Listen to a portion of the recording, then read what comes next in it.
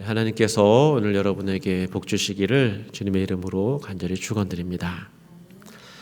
사람을 믿는 것 그리고 믿도록 하는 것, 이것은 쉬운 일이 아닙니다. 아무리 좋은 신제품이 나왔다 할지라도 그게 기능이 참 좋아도 이 소비자의 신뢰를 얻지 못하면 사실은 팔리지 못합니다. 사람들 사이의 관계를 만들어가는 것 잘 생각해 보면 이건 믿음과 신뢰를 통해서 이런 일들이 이루어집니다.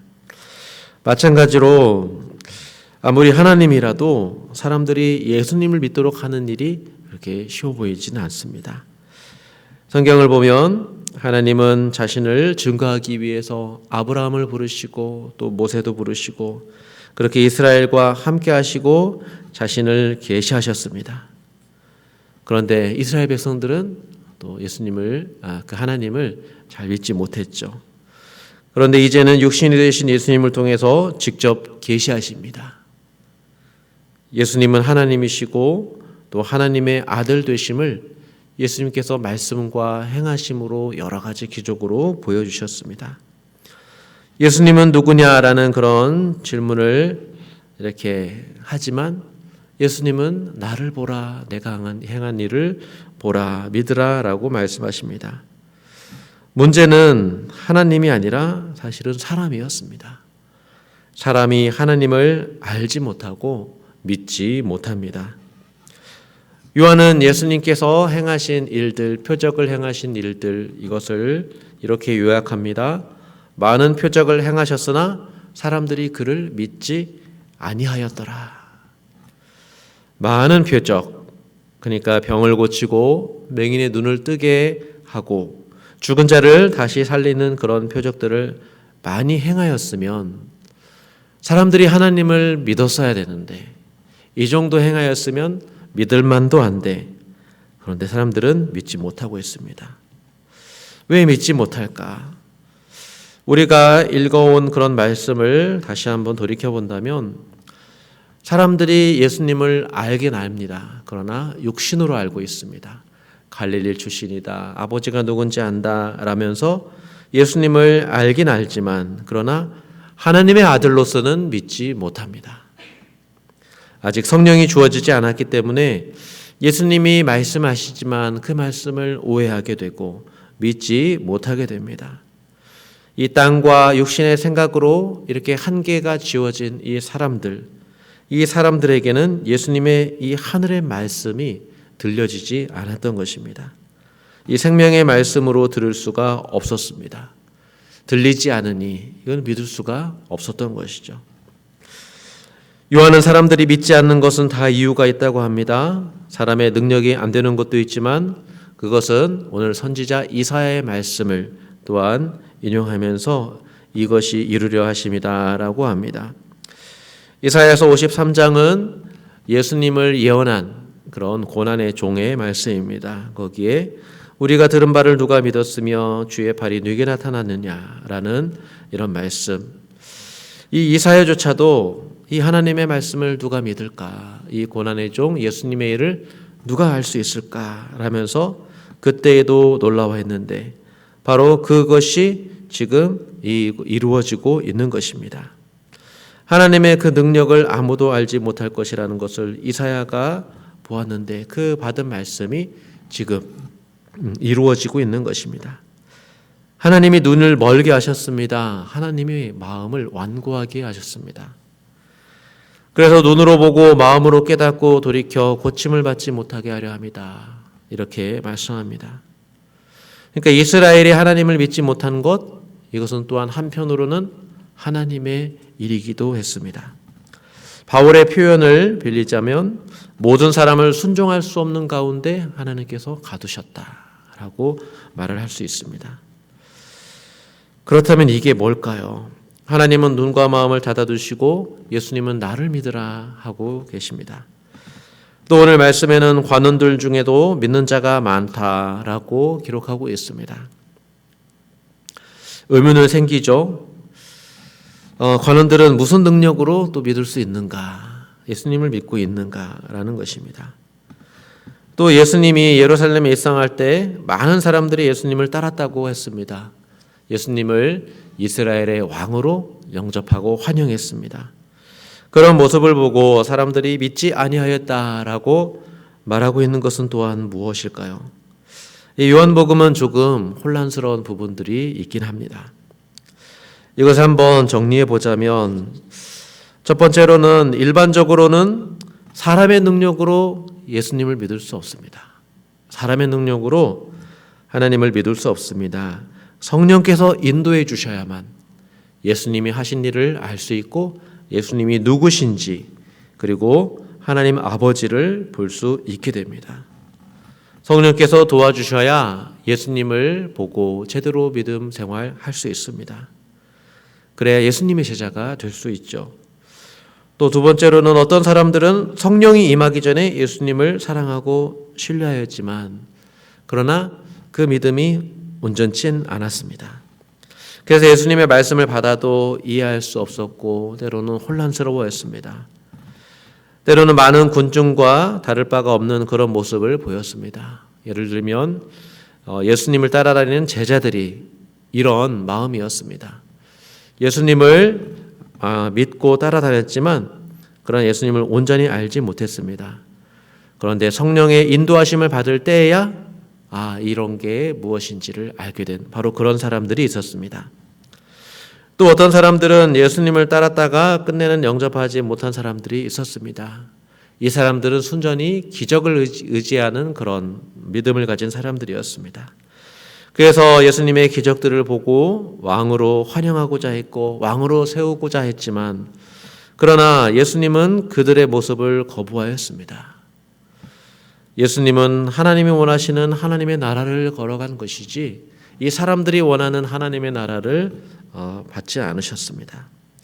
사람의 힘과 능력으로 하나님의 나라를 세우려는 그런 사람들, 그렇게 이스라엘을 회복하려는 그런 사람들, 그런 믿음을 주님께서는 원치 않으셨습니다. 그들과 다른 길을 택하셨죠. 요한은 이런 모습들을 예상하면서 앞에 이렇게 기록한 말씀이 있습니다.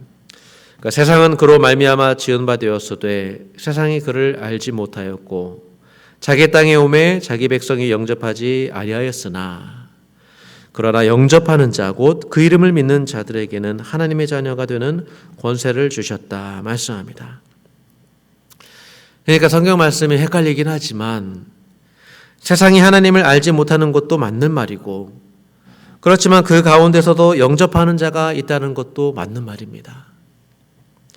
하나님은 여전히 예배자들을 찾고 계시기 때문입니다.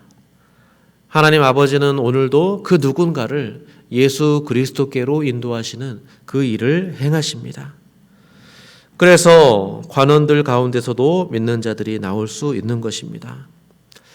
이렇게 하나님께서는 우리에게 하나님을 계시하시고 또 우리는 하나님을 믿음으로 나아가는 이 일에 대해서 우리는 몇 가지 생각해 보고자 합니다.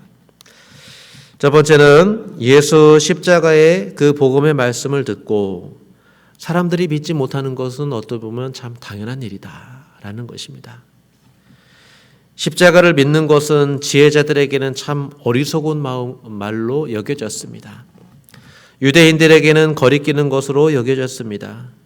유대인들에게 나무에 달린 바로 그 사람은 저주받은 자라고 성경이 말했기 때문에 이 유대인들이 예수님을 믿기에는 너무도 큰 거리낌이 됩니다. 그래서 사람의 지혜로는 하나님을 믿을 수가 없습니다. 오늘날도 여전하죠. 복음의 말씀을 사람들이 듣고 쉽게 이해하고 내가 이해할 수 있다. 그러면서 이 복음을 듣고 바로 하나님을 믿는 사람은 참 많지 않습니다. 그렇기 때문에 사람들이 믿지 않는다 해서 사실 비난할 필요도 없습니다. 오히려 우리가 더 기도해야 되겠죠. 복음 전파가 뜻대로 되지 않는다고 사실은 우리가 낙심할 필요는 없습니다. 두 번째로 누군가가 복음을 믿는다는 것, 바로 그것은 어떻게 보면 주님의 몸된 교회와 성령께서 일하시기 때문입니다.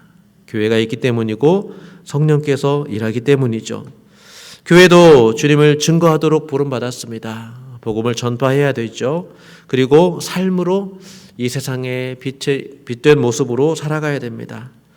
그렇게 이 교회와 함께 성령은 각 사람들의 마음 가운데 역사하여 주셔서 진리를 보게 해 주십니다. 그래서 우리가 알지 못하는 사이에 주님을 영접하는 일들이 일어납니다. 예수님을 믿고 하나님을 만나는 일이 우리가 생각하지 못한 순간에 일어납니다. 예배자가 되고 기도하는 자가 되고 생명 얻는 그런 일들이 일어나는데 그 일들을 보면 우리가 고백하게 됩니다. 이게 사람의 힘으로 되는 게 아니라 주님께서 은혜를 베풀어 주셔야 합니다. 그렇기 때문에 교회는 먼저 믿음을 선물로 받은 자로서 신실하게 복음을 전파해야 되고 또 주님을 증거하는 그런 귀한 일에 우리가 헌신해야 합니다. 하나님께서 믿음을 주시고 마음을 열어주실 때를 기다리고 기도해야 합니다.